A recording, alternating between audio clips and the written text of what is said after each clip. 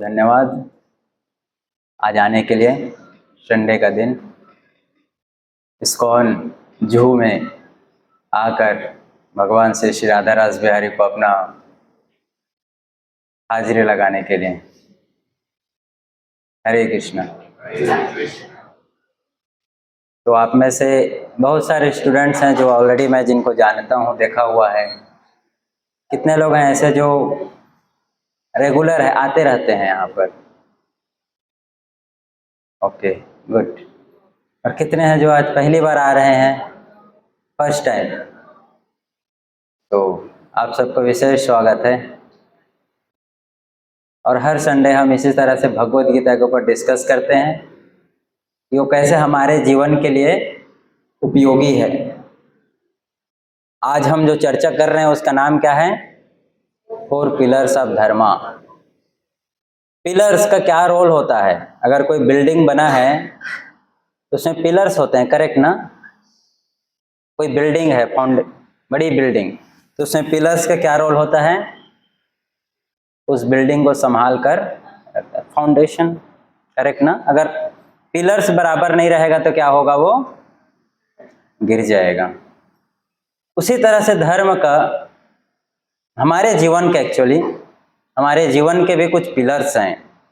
अगर वो pillar strong रहेगा तो हमारा जीवन भी क्या रहेगा? स्ट्रांग रहेगा।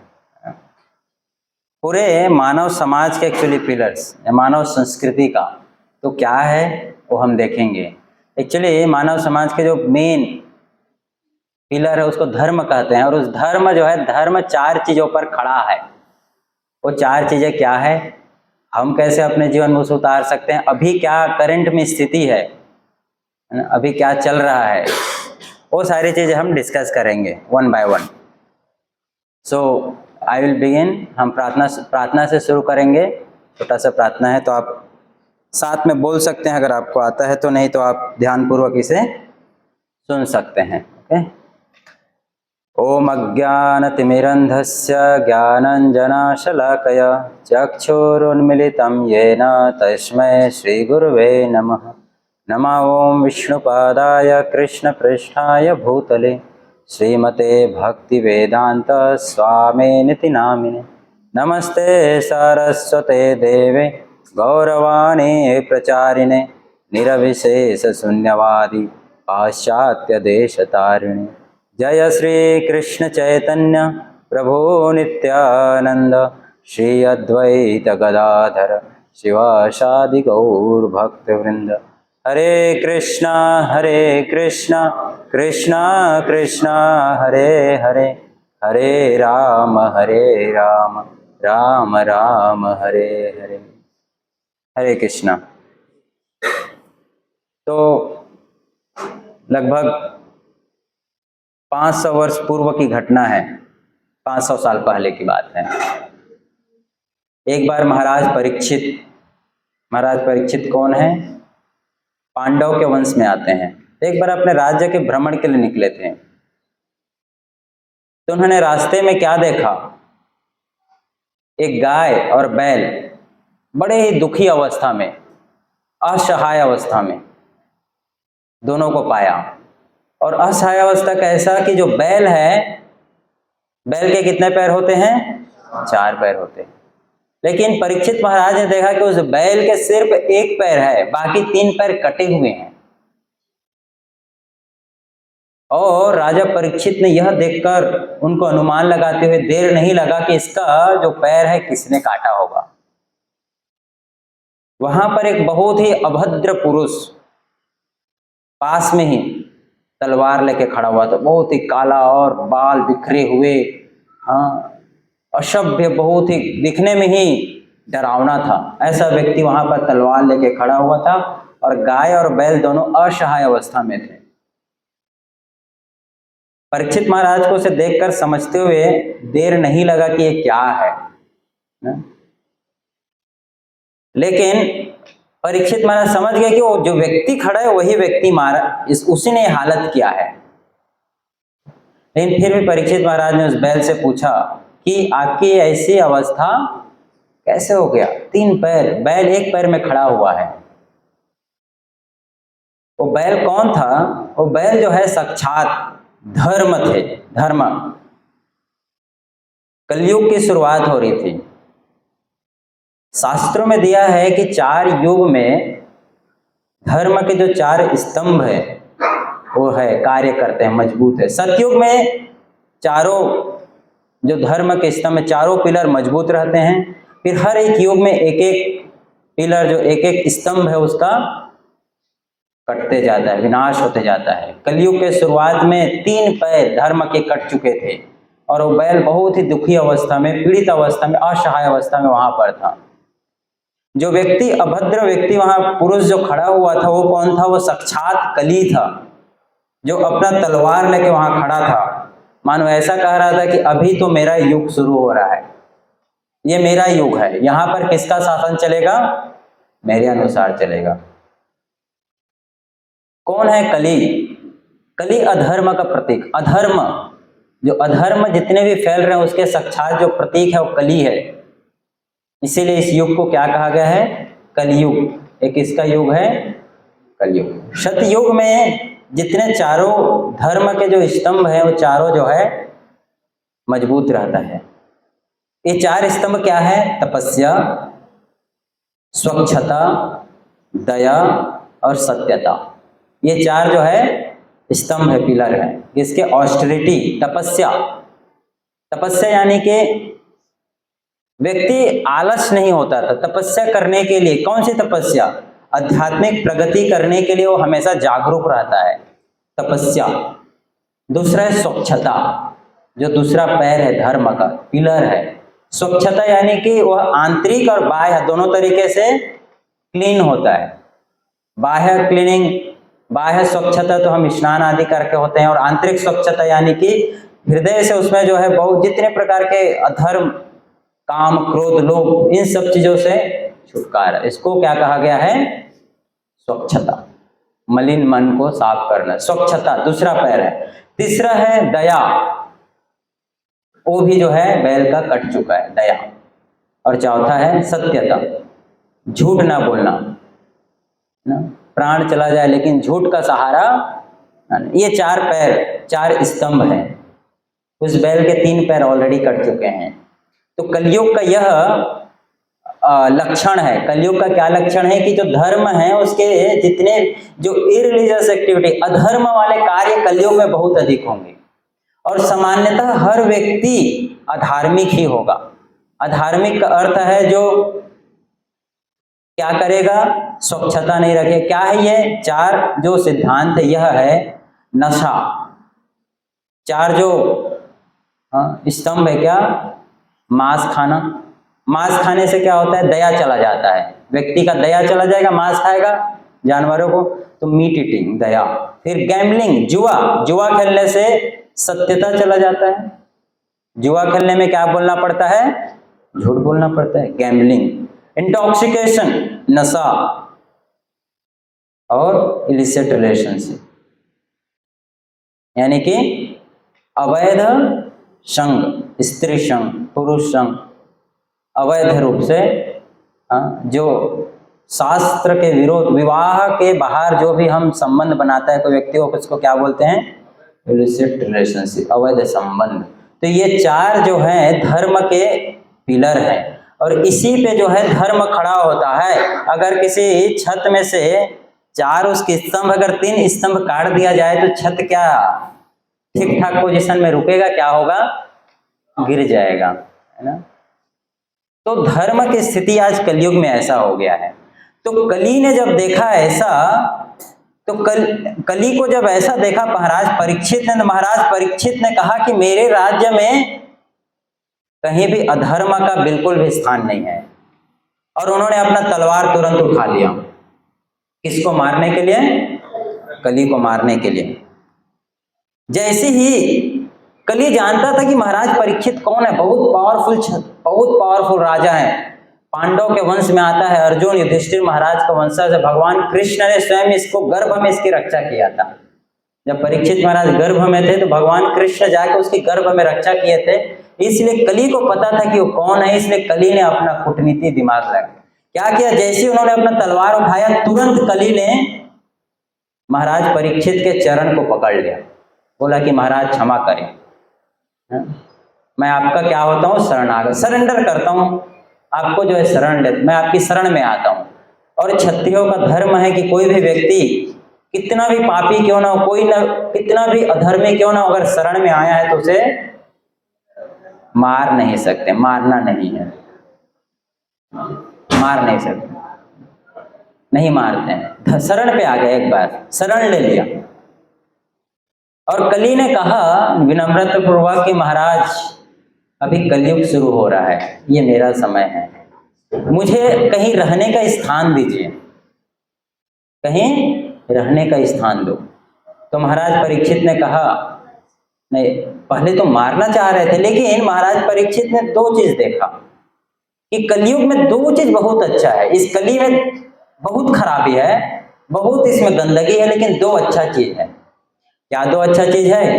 एक अच्छा चीज यह है कि कलयुग में, इस कली युग में कोई भी भगवान का नाम जप करके आसानी से भगवान को प्राप्त कर सकता है। जो दूसरे युगों में तपस्या करके यज्ञ करके प्राप्त करते थे, उसे कलयुग में सिर्फ भगवान का नाम लेने मात्र से कोई समझ सकता है, सिर्फ नाम लेने से, बड़ा आसान। और दूसरा कलयुग का जो अच्छी बात है कलयुग में, वह यह है कि मन से किया हुआ पाप काउंट नहीं होता है। दूसरे युगों में अगर किसी ने मन में ही किसी के विषय में गलत सोच लिया तो उसका भी उसको फल मिलता है, लेकिन कलयुग में अगर कोई मन से पाप कर रहा है तो उसे उसका फल, तो यह दो चीज जो है कलयुग में था। तो महाराज परीक्षित ने कहा ठीक है, तुमको मैं अपने राज्य में रहने के लिए 4 स्थान देता हूं। कौन से 4 स्थान दिया महाराज परीक्षित ने? फिर उनको, जहां पर नशा हो रहा हो, जहां पर जुआ खेला जा रहा हो, जहां पर मांस भक्षण किया जा रहा हो या मांस की कटाई किया जा रहा हो, और चौथा जहां पर अवैध संग। कलयुग ने पूरे राज्य को भ्रमण किया, कहीं भी उसको ये ऐसा चीज मिला ही नहीं,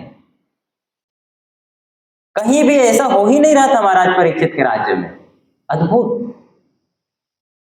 आज आपको इससे बचा हुआ स्थान नहीं मिलेगा, कहीं भी जाओ चारों चीज आसानी से मिल जाएगा। जहां जुआ खेला जा रहा हो, करेक्ट ना, जहां मांस खाया जा रहा हो।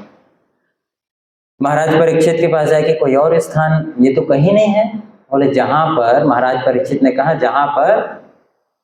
जहां सोना अधिक रखा हो, पैसे अधिक हो, गलत रूप से पैसे कमाया गया हो, वहां पर भी तुम वास कर सकते। इस तरह से कलयुग का एंट्री हुआ ना, कलयुग का जो है एंट्री हुई। ये 4 प्रिंसिपल है अधर्म के, और ये अधर्म के 4 प्रिंसिपल जितना अधिक रहता है उतना अधिक लोगों का जीवन दुखमय हो जाए। जैसे वो बैल की स्थिति है, बैल के 3 पैर कटे हुए हैं, बैल कितना दुखी अवस्था में होगा, वैसे ही किसी के जीवन से अगर अधर्म बढ़ जाता है, अधार्मिक चीजों को पालन करता है, धर्म को पालन करता है, नशा करता है, जुआ खेलता है, मांस भक्षण कर रहा है, या फिर अवैध संग, स्त्री संग, अवैध स्त्री संग रखा है, तो स्वाभाविक रूप से उसका जीवन कैसा होगा? दुखमय होगा। इसलिए आज हम जो चर्चा कर रहे हैं कि किस तरह से 4 जो प्रिंसिपल्स हैं, इसे हम कैसे समझ सकते हैं, इसका क्या दुष्परिणाम है, और इसको पालन करने से क्या हमारे जीवन में उसका प्रभाव पड़ सकता है, और भक्ति में कैसे हम प्रगति करेंगे। तो ये पेनफुल है, ये 4 चीज। पेनफुल प्लेजर यानी कि ये शुरुआत में तो बड़ा आनंद आता है, लेकिन जैसे जैसे कोई घुसता जाता है उतना ही ज्यादा उसको वो कष्ट मिलता है उसमें। जैसे कोई जुआ खेलने की शुरुआत करता है, शुरुआत के दिनों में जब जुआ खेलना शुरू किया, 10 का 50 कमा लिया तो बड़ा प्रसन्न हो जाता है, 50 से 500 कमा लिया। लेकिन जैसे जैसे आगे बढ़ता है क्या होता है? लॉस होना शुरू होता है, और लॉस ऐसा होता है कि उसका सब कुछ बिक जाता है, सब समाप्त हो जाता है। और ऐसे आजकल तो कितने सारे गैम्बलिंग के ऐप आ गए हैं जो उसमें हर कोई व्यस्त है। जुआ, फिर नशा, शुरुआत में जब नशा करने जाता है तो कूल बनने के लिए करता है, अच्छा लगता है, लेकिन धीरे धीरे सब ऐसा फंस जाता है कि वो डिप्रेशन का, स्ट्रेस का शिकार हो जाता है। ये 4 पाप जो है शास्त्रों में बताए गए। और ये जो इच्छाएं है कहाँ, मन में पूरी तरीके से भरा पड़ा है, स्टोर है। और इस मन में जितनी इच्छाएं, उसे एग्जिबिट करने के लिए, उसे प्रदर्शन करने के लिए शरीर के माध्यम से वो प्रदर्शित होता है ना, शरीर के माध्यम से प्रदर्शित होता है। और जो है आत्मा उसके, जैसे मन और बुद्धि के बीच में हमेशा लड़ाई होते रहता है। जब भी शुरुआत होता है इन चार चीजों के लिए, पहले मन और बुद्धि के बीच लड़ाई होता है। कैसे? जैसे किसी को नशा करने का आदत शुरुआत में होता है, कैसे मन और बुद्धि के बीच में लड़ाई होता है। मन कहता है कि क्या, अरे तुम तो एक पढ़े लिखे युवक हो, तुमको इतना नहीं आता है कि एक शिकार कैसे पकड़ा जाता है। मन कहता है कि अरे तुमको स्मोकिंग करने से क्या होता है, it makes you feel you cool. तुमको कैसा बनाता है ये, सोसाइटी में स्मार्ट बनाता है। लोगों के बीच में खड़े होने के लिए, चार लोग खड़े हैं वहां पर जाके शिकार पकड़ के कूल बनाता है, मन कहता है। लेकिन वही कोई बुद्धिमान व्यक्ति रहता है, वो सोचता है नहीं रुको, क्या रुको, कहता है कि नहीं यह क्या है, ये गलत आदत है, गलत आदत है और ये मेरे लिए अच्छा नहीं है। क्यों अच्छा नहीं है? क्योंकि मेरे हेल्थ को तो नुकसान पहुंचाएगा ही पहुंचाएगा, बल्कि अगर एक बार मैं इसके स्मोकिंग से एडिक्ट हो गया तो क्या हो जाएगा, पूरा जीवन बर्बाद। कितने लोग हैं जिनको हर आधे घंटे में स्मोकिंग करने का आदत है, आधे घंटे में जो उनको नशा करने के लिए वो खाना पड़ते रहता है, कुछ तंबाकू खाएंगे हर मुंह में, और इसका कितना दुष्परिणाम जो है पड़ता है। तो ये जो है इस तरह से इतना घातक है, और इस तरह से उसका शरीर मन आपस में लड़ाई करते रहता है। और इससे बचने के लिए बड़ा जरूरी है कि वो अपने मन को क्या करें, वश में करें, बुद्धि के माध्यम से। जो बुद्धि है, इस शरीर को कैसे तुलना किया गया है, 5 इंद्रियां घोड़े के समान है, मन रस्सी के समान है, और जो बुद्धि हो ड्राइवर के समान है। अगर इस रस्सी रूपी मन को बुद्धि ने पकड़ के नहीं रखा है तो क्या होगा, सारे घोड़ा जो इंद्रियां हैं कहाँ हो जाएगा, भग जाएगा, अपने अपने दिशा में भगेगा। जो हम देखते हैं, है ना, जैसे कुछ अच्छा चीज मिलेगा उसके पीछे भगने लग जाता है। इसीलिए भगवत गीता में भगवान ने कहा है कि अपनी इंद्रियों को कंट्रोल करना यहां से आरंभ करो।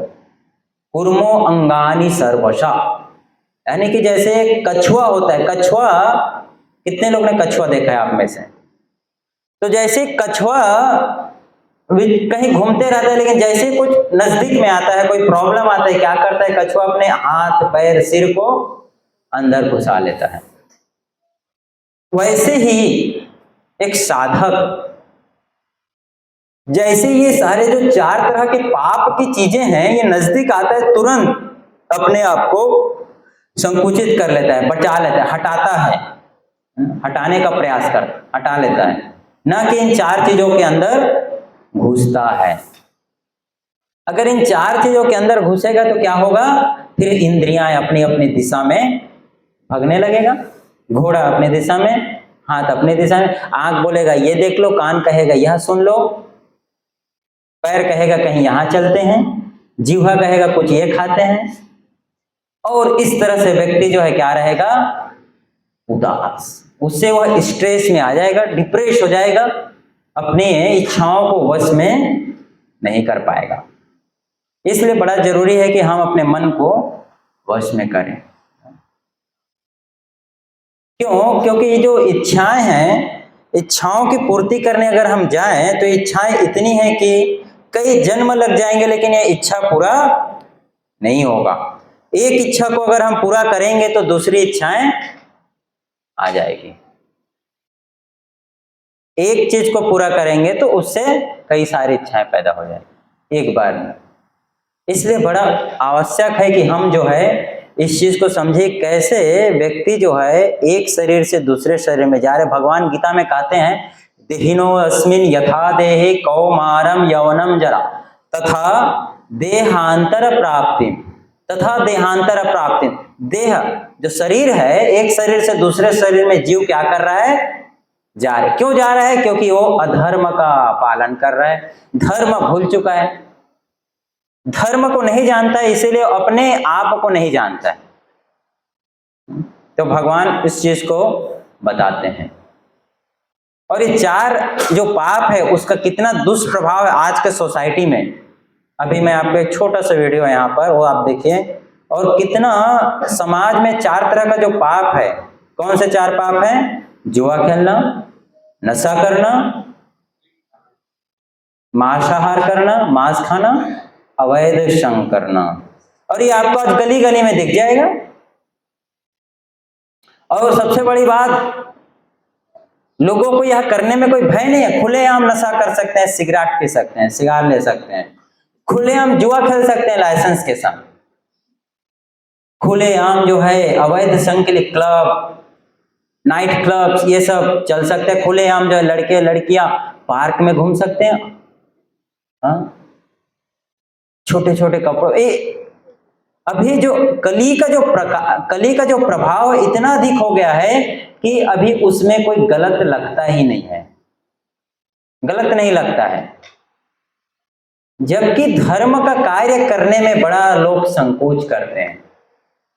तो धर्म का कार्य करने में संकोच होता है और अधर्म का कार्य करने में वो अपने आप में क्या फील करता है? महानता फील करता है।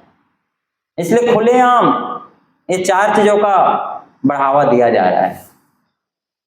लेकिन यह लोगों के जीवन में बड़ा ही दुष्प्रभाव डालने वाला है।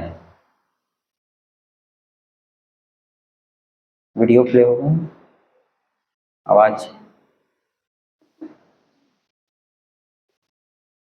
समझ नहीं आ रहा है।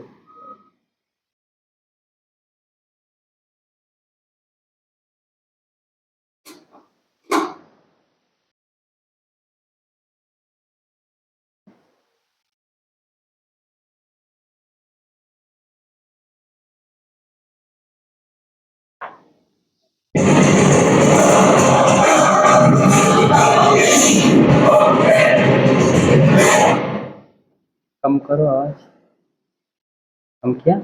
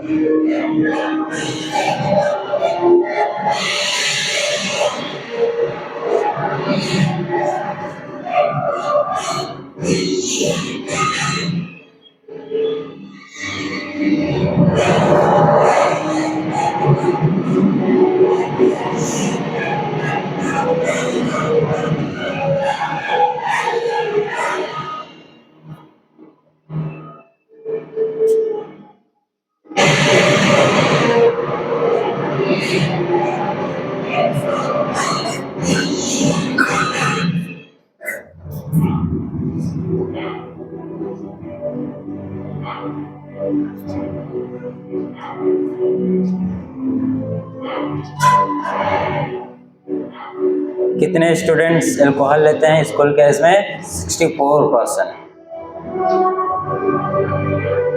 पोर्नोग्राफी कहते हैं कि 8 से 16 बच्चे के 90% स्टूडेंट्स, टीनेजर्स, प्रेगनेंसी, एबॉर्शन, हर घंटे 150 से कहीं अधिक एबॉर्शन होते हैं हर घंटे।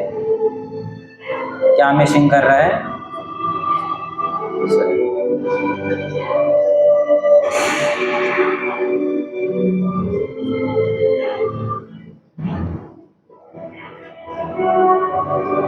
और आप देखेंगे हर साल 10 लाख लोग सुसाइड कर जाते हैं।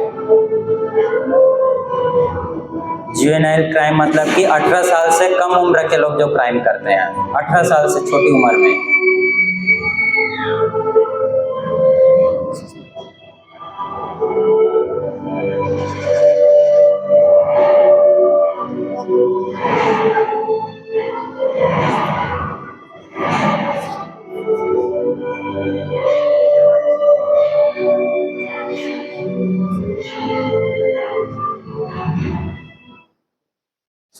ये जो है सोसाइटी में इसका प्रभाव है, किसका? Sinful activities.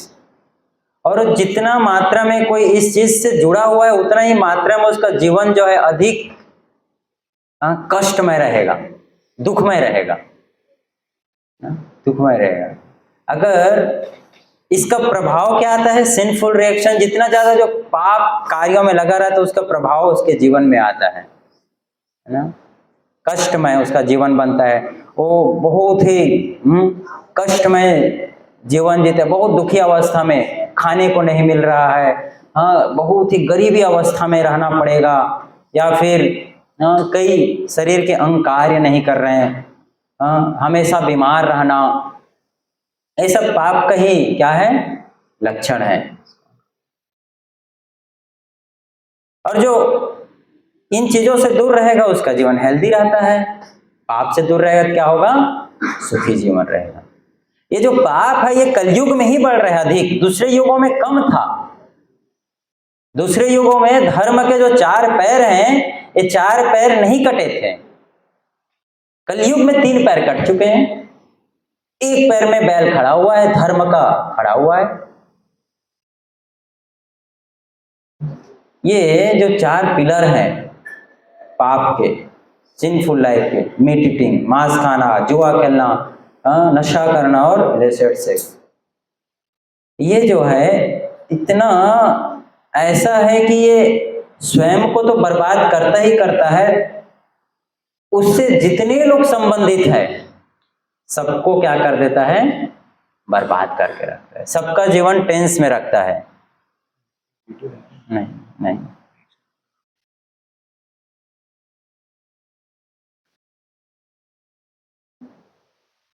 तो इसलिए बड़ा आवश्यक है कि इस चीज को जानना कि ये धर्म 4 जो पाप है, ये पाप से कोई व्यक्ति बच कैसे, इन 4 चीजों से कोई बच कैसे सकता है?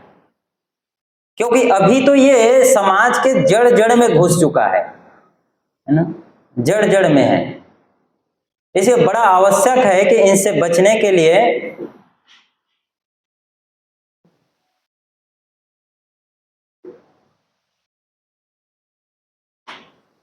टेक्निकल इशू,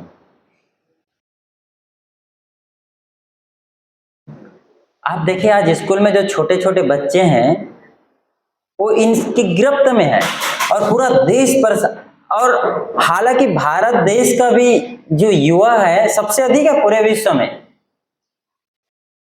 कई बार क्या होता है, जैसे एक मछली जो है पूरे तालाब को गंदा करने में सक्षम है, पूरा स्मेल फैलाने। जैसे मान लीजिए 100 लोग कहीं जा रहे हैं, 100 लोग जा रहे हैं यात्रा पे, कहीं बस में निकले हैं, और 100 में से कोई एक चोर है, क्या होगा? वो एक व्यक्ति चोर क्या करेगा? कितना मोबाइल सबका चुरा लिया। एक व्यक्ति चोर होने से परेशानी कितनों को हुआ? 100 को। इसी तरह से जब एक समाज में कोई धर्म का पालन नहीं करता है तो एक व्यक्ति के न करने से पूरे समाज को उसका कॉन्सिक्वेंसेस भुगतना पड़ता है। इसलिए हमें अपने स्तर पर प्रयास करना है कि कम से कम हम तो धर्म का पालन करें। और क्या है अभी देखें, तो ये 4 पाप है। पायस एक्टिविटी यानी कि जो अच्छे कर्म के प्रति हमें रुचि आना चाहिए, अच्छे कर्मों के लिए क्या है देखिए, भगवान का नाम जप करना, लोगों की मदद करना, भगवान का नाम जप कर रहे हैं, पुस्तक पढ़ रहे हैं, भगवान संबंधित यज्ञ कर रहा है, भक्तों के साथ रह रहा है, ये क्या है? पुण्य कर्म है, अच्छे कर्म है। और इससे भी ऊपर का है जो कहलाता है अकर्म, यानी जो सीधे भगवान से संबंधित कार्य कर रहा है। जब जीव यानी कि हम ऐसे कार्य करते हैं जो कृष्ण से जुड़ा हुआ है, जैसे आकर भगवान की मंदिर आ जाना, मंदिर में आकर भगवान की सेवा करना, भगवान के विषय में सुनना आकर के, यह अकर्म कहलाता है। अकर्म अर्थात इसमें आपको पाप और पुण्य नहीं लगेगा, दोनों नहीं लगता है। और यही तो मानव जीवन का क्या है, उद्देश्य है। मानव जीवन का उद्देश्य जो मनुष्य है उस और जानवर है, दोनों का उद्देश्य अलग है। जो जानवर है वो अपने जीवन में ज्यादा बदलाव नहीं कर सकते, जैसा जन्म है वैसे ही मर जाएगा। जिस तरह से उसने जन्म लिया और जो कार्य में लग गया वही करते करते मर जाएगा। और मनुष्य भी अगर जैसा जन्म लिया और जैसा खाना पीना सीख गया और वैसे करते मर गया, तो उसमें और जानवर में कोई अंतर नहीं है। मनुष्य क्या करता है, जानवर क्या करता है, जो पशु है वो इंक्वायरी नहीं करता, अपने जीवन में प्रश्न नहीं पूछता है, बल्कि उसका जीवन कैसा बीत जाता है, खाने में, सोने में और एंजॉयमेंट करने में और अपने आप को रक्षा करने के लिए, बचाने के लिए। चाहे कोई भी जानवर रहे उसका जीवन ऐसे ही बीतता है। वो प्रश्न नहीं पूछते कि अरे मैं कुत्ता क्यों बन गया, मैं तो घोड़ा बनना चाह रहा था, हाथी बनना चाह, मैं तो शेर बनना चाह रहा था, नहीं प्रश्न करता है। कुत्ता क्या करता है, कुत्ता रहता है, भौंकता है, खाता है, सोता है और एंजॉय करेगा। और फिर दूसरा कोई उसके कॉलोनी में दूसरा कुत्ता आ गया तो उसको भौंकेगा और फिर मर जाएगा। और अगर मनुष्य भी सेम कार्य कर रहे अपने जीवन में, खाने में, सोने में, एंजॉयमेंट करने में और अपने रक्षा करने के लिए अपना बिल्डिंग बना लेना, तो उसमें और पशु में कोई अंतर। मनुष्य को क्या करना चाहिए, प्रश्न करना चाहिए, इंक्वायरी करना चाहिए, तब वह मनुष्य है। तब उसका इस मानव शरीर में जो सार्थक होगा, उसका यूजफुल है। यूजफुल क्या प्रश्न करना चाहिए, ये नहीं प्रश्न करना चाहिए कि मुझे खाना किधर मिलेगा, किधर अच्छे से सो जाऊंगा, या फिर कौन सा किधर मजे करूंगा। नहीं, प्रश्न ऐसे होना चाहिए कि सही क्या है, गलत क्या है।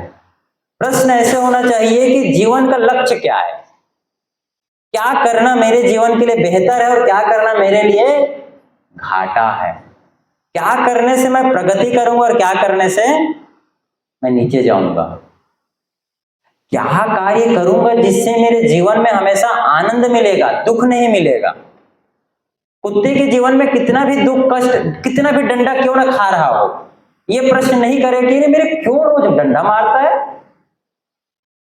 रोज डंडा मार खाएगा लेकिन उधर से गुजरेगा। अब मनुष्य प्रश्न कर सकता है कि दुख क्यों मिल रहा है, तो यह दुख क्यों मिल रहा है, जब ऐसा प्रश्न करता है तो शास्त्र जो है, भगवत गीता उसका उत्तर देता है, कहता है ये जो दुख है, ये दुख हमें इन 4 तरह के पापों से लिप्त होने के कारण मिलता है। कहीं ना कहीं ये 4 पापों में लिप्त था है, इसलिए उसे ये दुख मिल रहा है। तो अभी हम देखेंगे कि ये जो पाप है क्यों नहीं करना चाहिए, जो मीट ईटिंग है, मांस क्यों नहीं खाना है, जुआ क्यों नहीं खेलना है, नशा क्यों नहीं करना है, या अवैध संग क्यों नहीं करना चाहिए, इसका उत्तर हमने, मांस क्यों नहीं खाना चाहिए।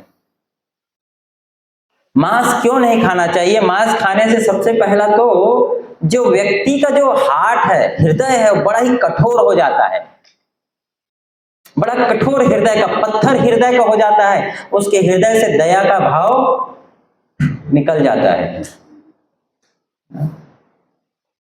निकल जाता है। इसलिए मांस नहीं खाना चाहिए। मांस खाने से हृदय बड़ा कठोर, दया नहीं रहता है। कभी किसी को मरते हुए देखेगा तो भी उसके मन में आह नहीं निकलेगा एक बार, इतना उसका हृदय कठोर। और मांस क्यों नहीं खाना चाहिए, सारे शास्त्रों में, सभी धर्मों में मना किया गया। ऐसा नहीं कि खाली हमारे धर्म में यह मना किया गया, बल्कि क्रिश्चियन में भी मना किया गया है, इवन कुरान में भी मना किया गया है। वेद में तो, भगवत गीता तो मना करता ही है। भगवत गीता में कई ऐसे हाँ, जहाँ पर इसको कहा गया है नहीं खाना है, जैसे भगवद गीता से ईशान एक श्लोक क्या कह रहा है, कि भगवान उस व्यक्ति की प्रार्थना स्वीकार नहीं करते जो मांस खाता है। जो परमेश्वर है, गॉड, उस व्यक्ति की प्रार्थना को स्वीकार नहीं करते जो मांस खाता है। किस में कहा गया है? बाइबल में। तो बाइबल में भी बहुत जगह प्रमाण है कि मांस नहीं खानी, ये सब रेफरेंस आप देख सकते हैं। इसके अलावा और भी है जहां पर इसे कहा गया है नहीं खाना है। वेद में, हमारे शास्त्रों में तो अनेक प्रमाण है, शास्त्रों में हमारे जहां कहा गया है कि मांस नहीं खाना है। भगवान कभी स्वीकार नहीं करते उसको। महाभारत देख लीजिए और वेद देख लो, हर जगह जगह। इसी तरह से कुरान में भी कहा गया है।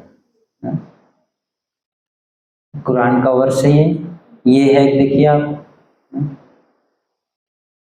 कि मरे हुए जानवर का खून, चमड़ी, मांस ये नहीं खाना चाहिए। तो हर जगह इस चीज का वर्णन है। तो मांस खाने से क्या होता है, उसके हृदय का जो दया भाव है निकल जाए। जब देखता है जीव इस तरह से लटका हुआ है, दया निकल जाता है। और पत्थर हृदय का रहेगा तो कभी वह तो धर्म के रास्ते पे चलने का सवाल ही नहीं उठता है। पत्थर हृदय का है तो दया का भाव जिसके में है वही भक्ति कर सकता है, वही भक्ति में आगे बढ़ेगा। दया का भाव, जो इवन जो चींटी को भी मारने से भय करता है ना, चींटी को मारने से, जो भक्त कौन है, जो चींटी को, मच्छर को भी मार नहीं पा रहा है, नहीं मारता है अकारण, है ना। तो इसलिए मांस, हमें जो मीट ईटिंग है नहीं, मांस का अर्थ ही होता है मांस, मामिस, मुझे खाओ। तो इसका अर्थ है कि तुम मुझे अभी खाओ, बाद में मैं तुमको खाऊंगा।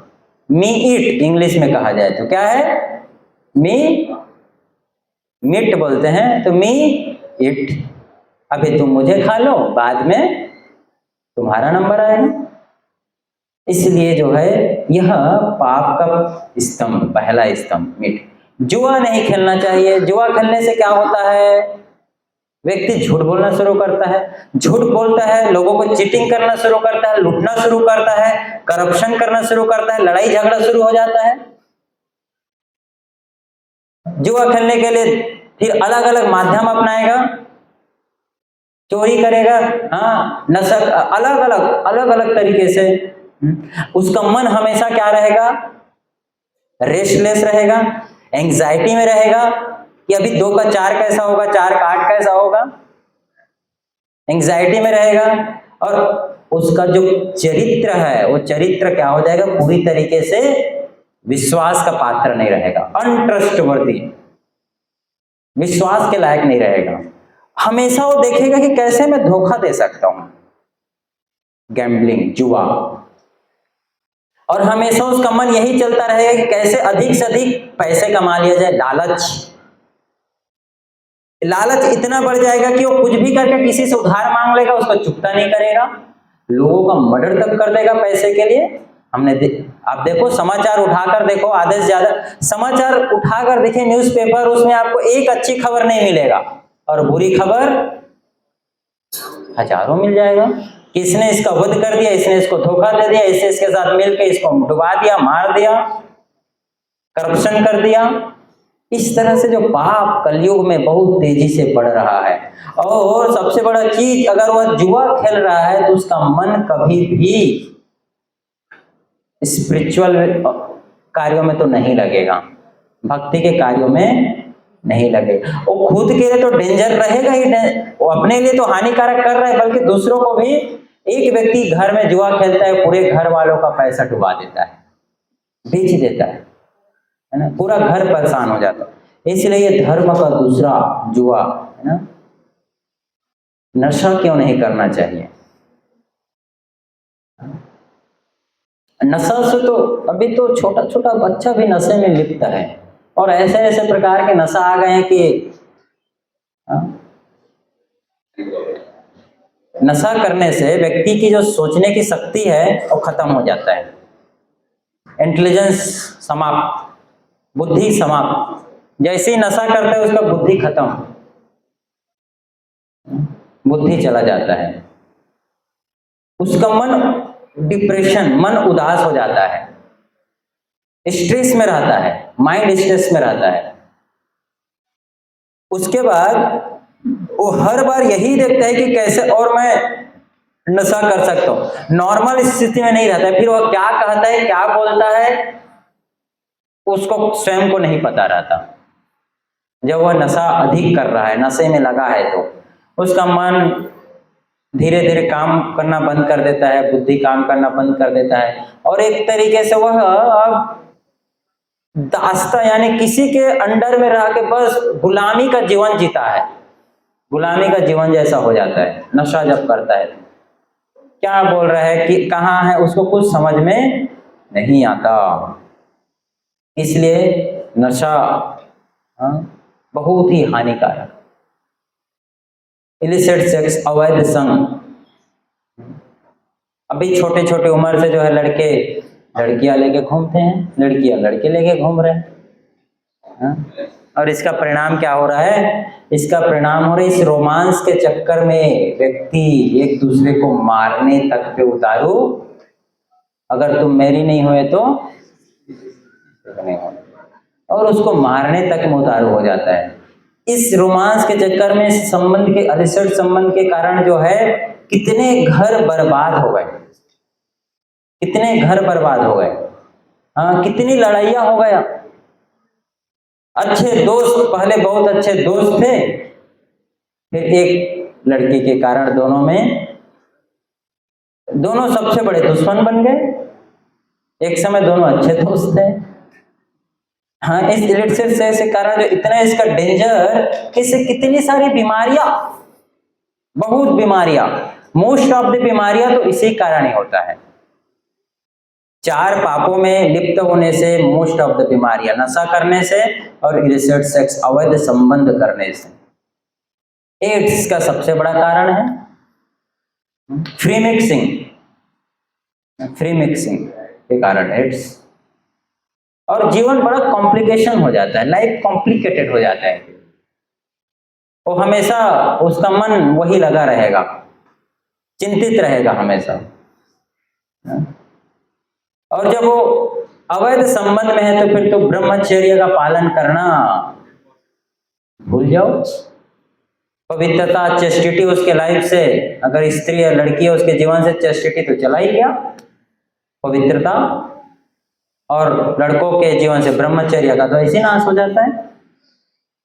इसलिए बड़ा आवश्यक है कि व्यक्ति को इन 4 चीजों से दूर होने का प्रयास करना, दूर होना चाहिए। स्पेशली जब वह भक्ति करने की इच्छा रखता है, भक्ति करना चाह रहा है, तो भगवान को प्राप्त करना है, तो इन चीजों से तो स्पेशली दूर होना ही चाहिए। क्यों नहीं करना चाहिए? क्योंकि देखो, आप जब से वो अवैध संबंध में जाता है ना, जैसे आपको पता है उसको सोचने का शक्ति चला जाता है, शौच, पवित्रता निकल, क्लीनिनेस रहता ही नहीं, फिर कहां से क्लीन रहेगा? क्लीन नहीं है, पवित्रता, हाँ, उसे क्लीन, स्वच्छता गायब शरीर से।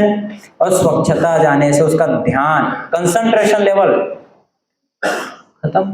पहले, अभी कुछ 200-250 साल पहले गुरुकुल हुआ करता था, और गुरुकुल में बच्चे पेन पेपर लेकर नहीं बैठते थे, बच्चे बैठते थे, गुरु जो है पढ़ाता था, बच्चे स्मरण करते थे, सुनते थे, रिपीट करते थे, और पूरा स्मरण हो जाता था, मेमोरी में आ जाता था, नहीं भूलते थे। लेकिन अभी तो पेन पेपर लेके बैठ गया, मोबाइल में नोट कर लिया, आज देखा, कल देखा, परसों देखा, फिर एग्जाम में जाकर क्या पढ़ा था, पढ़ा भी था कि नहीं पढ़ा था, तो आउट ऑफ सिलेबस हो गया। क्यों? क्योंकि कंसंट्रेशन, ध्यान। क्यों? क्योंकि उसका ध्यान कहाँ था? ध्यान तो कहीं और था। उसका तो ध्यान के बाद आता है धृति, यानी कि जो डिटर्मिनेशन है, और ये डिटर्मिनेशन की कमी के कारण ही, दृढ़ निश्चयता की कमी के कारण ही व्यक्ति आज परेशान रहता है।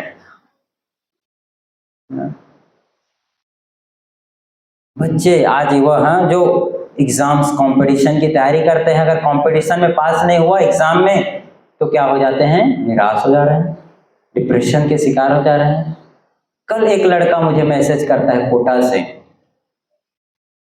कहता है प्रभु जी मेरा आईआईटी क्लियर नहीं होगा, मैं डिप्रेशन में चला गया हूं।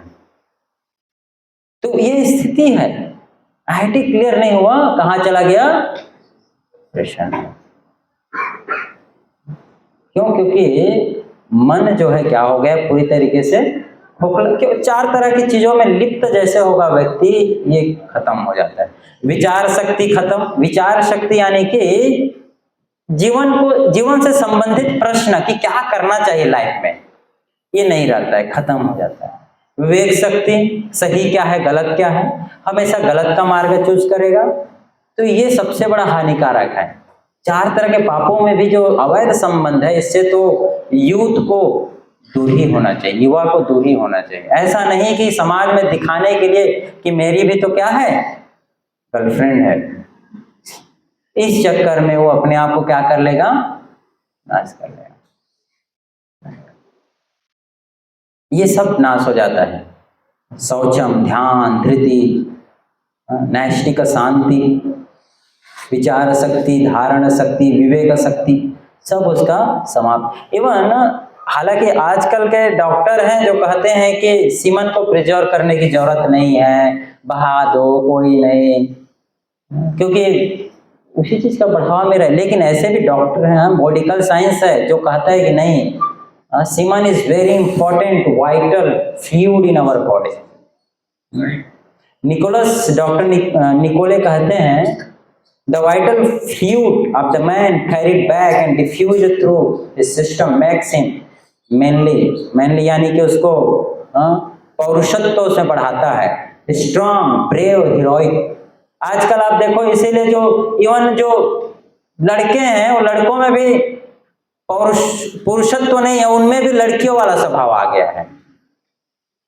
थोड़ा सा कुछ होता है तो रोने धोने जैसा, या फिर जो स्त्री स्वभाव, ऐसा नहीं कह रहा हूं कि मैं स्त्रियां रोती है, लेकिन मैं बता रहा हूं कि जो पुरुष है उससे भी स्त्रियों जैसा स्वभाव आ गया है। इसका मिस इंटरप्रेट नहीं होना है ना। लेकिन जो सामान्य रूप से पुरुष से अपेक्षा की जाती है कि जीवन में कितना से कितना भी बड़ा कष्ट, प्रॉब्लम क्यों ना आ जाए, उसे तो उस समय धीर गंभीर होना चाहिए। लेकिन ऐसा नहीं दिखता। क्यों? क्योंकि वो तो अपनी सारी एनर्जी को कहीं और बहा रहा है, कहीं और बिजी है, तो कहां से होगा? तो ये मेडिकल साइंस भी कहता है ना।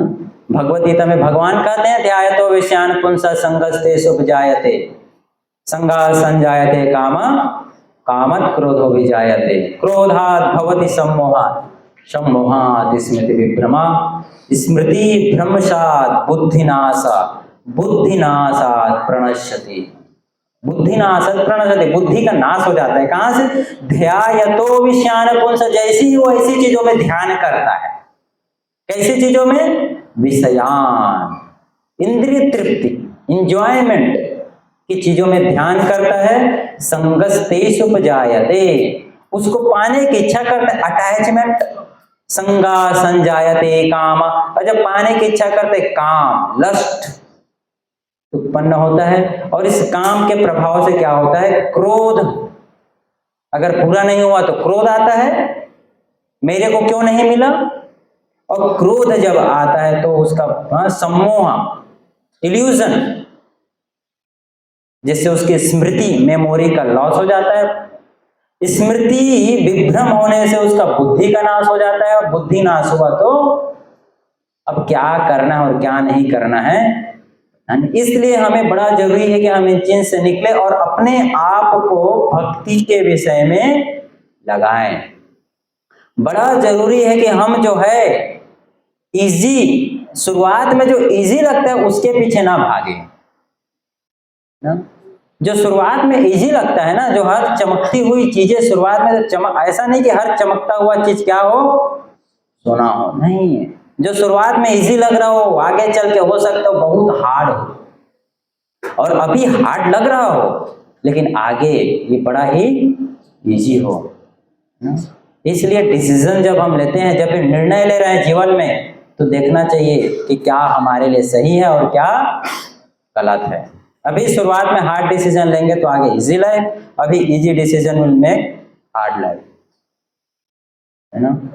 इसलिए बड़ा आवश्यक है, जैसे देखिए शुरुआत में इजी डिसीजन लिया, आगे चल के हार्ड लाइफ फंस गया।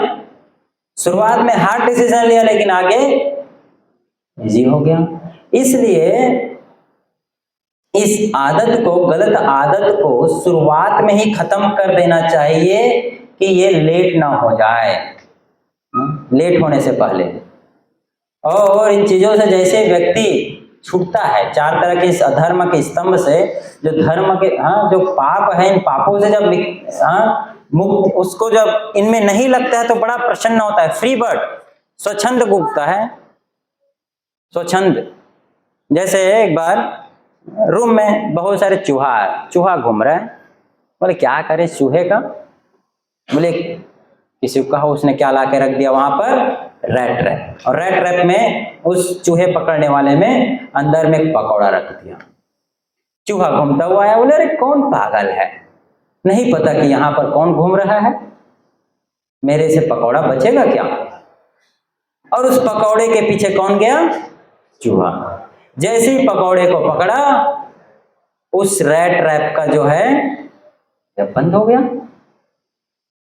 क्या हो गया, अंदर में चूहा फंस गया, इजी लाइफ के पीछे भागने से।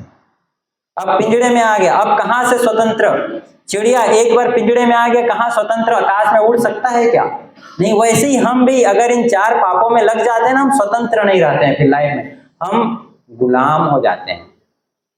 इसलिए अगर फ्री रहना है तो इन चीजों से निकलना है, बल्कि हमें फ्री होने के लिए हमें अपने आप को भगवान के पास, भगवान की भक्ति में लगाना चाहिए। भगवान की भक्ति में लगाने से जीवन बड़ा ही हैप्पी हो जाता है, हैप्पी लाइफ होता है, खुशमय जीवन जी पाता है।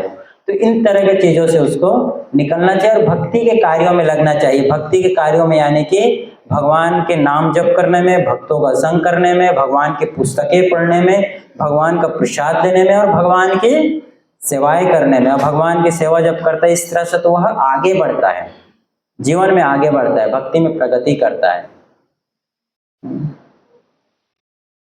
हर जगह ऑप्शन है, जब हम खाते हैं तो हमारे पास ऑप्शन है कि खाना हम भगवान का प्रसाद ले सकते हैं या फिर कोई नॉनवेज ऐसी चीजें खा रहे हैं जो पापमय है।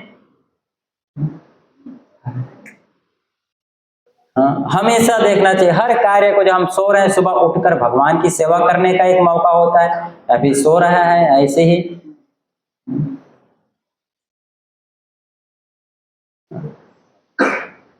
किस तरह से अपना जीवन जी रहा है। भगवान रामचंद्र का जीवन धर्म से पूरी तरीके से धर्म संगत रहा, वही रावण जो है अधर्म के साथ जिया। कार्य जब कर रहा है तो ऐसा कार्य कि लोगों की मदद करना, ना कि जो है गलत तरीके से कमा रहा है। जो विभीषण थे, विभीषण भगवान राम के शरण में आ गए, पूरा लंका उनको भगवान रामचंद्र ने दे दिया रावण को मारने के बाद। वहीं पर कौरव प्रयास कर रहे थे कैसे भी करके पांडवों से पूरा राज्य झड़प लिया जाए, अधर्म का रास्ता। तो हर जगह हमें देखना है कि हम इन चार तरह के पापों से कैसे बच सकते हैं। हमें कुछ करना है, फ्री टाइम है तो व्यक्ति क्या करेगा, मूवी देखता है। देखिए मूवी देखेगा फिर डर जाएगा, या फिर उस समय हम भगवान का कीर्तन कर सकते हैं, भगवान का नाम जप कर सकते हैं, भगवान की पुस्तकें पढ़ सकते हैं, या फिर इस तरह से गंदी मूवी के पीछे जाकर अपना मन तो खराब करना ही है। ऑलरेडी कई जन्मों से मन ऑलरेडी जो है गंदा है, उसमें और 1 लीटर और लाके, आग लगा हुआ है उसमें 1 लीटर पेट्रोल और डाल दिया, क्या होगा, आग बुझ जाएगा और बढ़ जाएगा। तो यह हमें देखना चाहिए। 2 तरह के, ना कि कौवे के समान बने। किसके समान बनना चाहिए, हंस के समान। कौवा कहाँ पर रहता है? कचड़े में। हंस कहाँ पर रहता है? स्वच्छ जल में, क्लीन वाटर। उसको गंदे जगह पे आपको हंस नहीं दिखेगा। गंदे जगह पे आपको क्या दिखेगा? कौवा दिखेगा। अभी तो इतना गंदगी कर दी है कि कौवा भी बैठने से डर रहा है। इतना तो है। इंसान रहता है, लेकिन आप जाके देखो इतना गंदा है, लेकिन इंसान रहता है वहां पर। जानवर भी रहने से कांप गया अंदर से, इंसान रहता है। तो हमें श्वान लाइक पर्सनालिटी लाना चाहिए, ना कि ये पाप का प्रभाव है ना, लस्ट, एंगर, ग्रीड। हाँ, बल्कि हमको कीर्तन, भगवान के नाम जप, इनमें लगना चाहिए। तो बड़ा जरूरी है कि हम अपने मन को क्या दे रहे हैं, कौन सी पुस्तकें हम अपने मन को पढ़ा रहे हैं, दे रहे हैं, क्या हम अपने मन को देख रहे हैं, अपने आंखों से क्या देख रहे हैं, क्या हम सुन रहे हैं, किस तरह की संगति में हम रह रहे हैं। ये चीजें हमारे जीवन को डिसाइड करता है ना। हरे कृष्ण महामंत्र के बेनिफिट, हरे कृष्ण जो मंत्र है, ये मंत्र कितना प्रभावशाली है, इसके बारे में रिसर्च हुआ है। रिसर्च में क्या कि हरे कृष्ण महामंत्र का प्रभाव क्या है, ये व्यक्ति के तनाव को, स्ट्रेस को, डिप्रेशन को क्या कर देता है? कम कर देता है, मन को शांत कर देता है। और जो 4 तरह के पाप है, ये इसको बढ़ा देता है। तो जैसे श्रील प्रभुपाद ने क्या किया, जब 1965 में गए, प्रचार किए, तो जो वहां के जो इस तरह के जो लोग थे, जो 4 तरह के पापों में लगे थे, उनका जीवन क्या कर दिया प्रभुपाद जी ने? बदल दिया। हिप्पी से हैप्पी बन गए। महामंत्र का स्टडी हुआ है, कैसे महामंत्र जो है जब करने मात्र से मन का जो एंग्जाइटी क्या हो जाता है, कम होता है। तो इसलिए इन 4 तरह के पापों से हमें दूर होना चाहिए। Okay, so thank you very much. हरे कृष्णा कृष्णा कृष्णा हरे हरे, हरे राम राम राम। आप सबका धन्यवाद बहुत बहुत। किसी का कोई प्रश्न है, कुछ पूछना चाहता है, कमेंट है, तो आप कर सकते हैं। यस।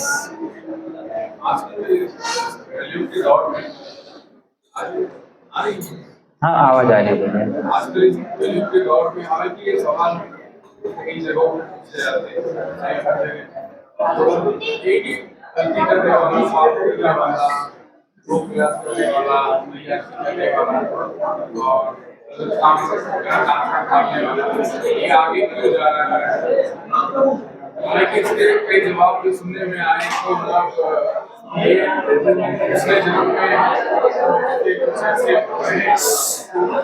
शांत रहिए, थोड़ा सा प्रश्न सुनिए सब लोग शांति पूर्वक।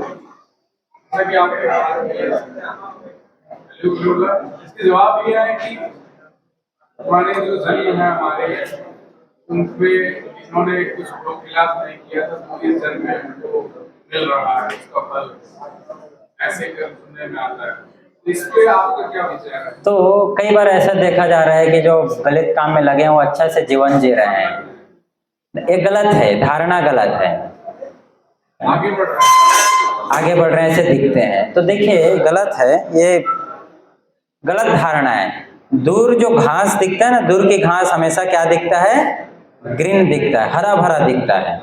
जब उस पर्टिकुलर पोजीशन में आप जाओगे तो आपको पता चलेगा कि नहीं, वैसा नहीं था जैसा मैं सोचता था। तो पर्टिकुलरली आप देखेंगे जो ऐसे दूर से दिखते हैं ना, वो दिखावा मात्र है। बॉलीवुड का पूरा जीवन देखिए, जीवंत। मुंबई तो बॉलीवुड का हब है। यहाँ जितने बॉलीवुड के स्टार्स हैं उनका जीवन और जो छवि स्क्रीन पे दिखाई जाती है, दोनों में जमीन और आसमान का अंतर है। वो वैसा नहीं है जैसा दिखाया जा रहा है। तो यस, जो 4 तरह के पाप में लगे हैं वो कभी भी जीवन में खुश नहीं रहेंगे और कभी भी प्रगति नहीं करेंगे। निश्चित है, हमें दिख सकता है कि वो ऐसा बढ़ते हुए दिख रहे हैं। ये वही है जैसे कि वो चूहा को पकड़ने के लिए वो पकौड़ा दिख रहा है, लेकिन वो उसको रैट ट्रैप नहीं दिख रहा है। क्या लगा दिया है? रैट ट्रैप नहीं दिख रहा है, जैसे ही पकौड़ा पकड़ेगा बंद।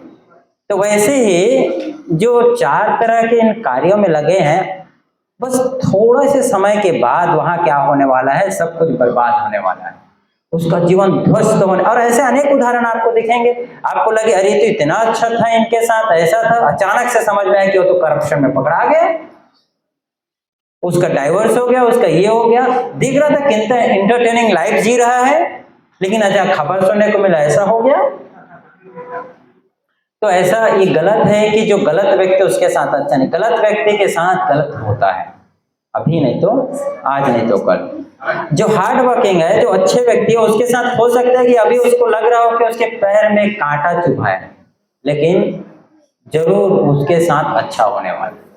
हालांकि प्रभु जी मैंने देखा भी है कि उनका जो सुख है, जो आप करके भोग रहे हैं, वो मैंने देखा चंद समय के लिए है, वो कहते हैं कि बहुत माइन्यूट है, ज्यादा नहीं है। दूसरा ये तो सत्य है, लेकिन हमें देखना चाहिए दूसरे के जीवन से हमें प्रभावित होने की आवश्यकता नहीं है।